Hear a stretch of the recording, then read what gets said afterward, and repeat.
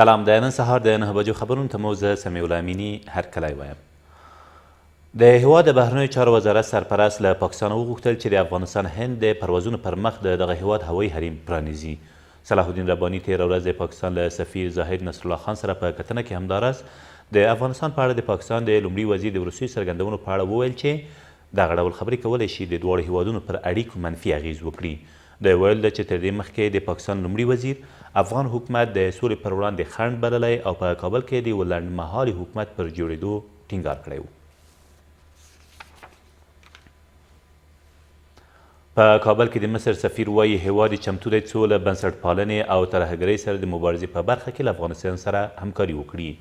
هاني صلاح تېره ورځ د هیواد د ملي امنیت سلاکار سره په کتنه کې همداراز د امنیتي لوړو زده کړو اسلامي او فرهنګي زده کړو په برخو کې هم له افغانستان سره د همکارۍ ټټر وواهه.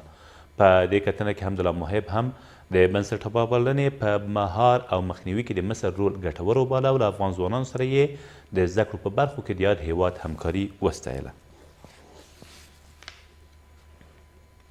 د کابل ښار د نهمې امنیتي حوزې اړوند سیمه کې د دوو چاودنو له امله یو کس وژل شوی او 6 نور ټپیان دي. د کورنیو چارو وزارت د رسنیو دفتر مسؤل وایي دغه پیښه تېر ماښام نږدې 7 بجې عبدالحق څلور لار ته نږدې هغه مهال رامنځته شوه چې ناپېژاندو وسلوالو 2 لاسي بمونه پر یو رنجر موټر ګزار کړل. د سرچینې په وینا بریدګر له پیښې وروسته تښتېدلي دي. وژل شویو او ټپیان شویو کسانو د هویت په اړه څه نه وایي.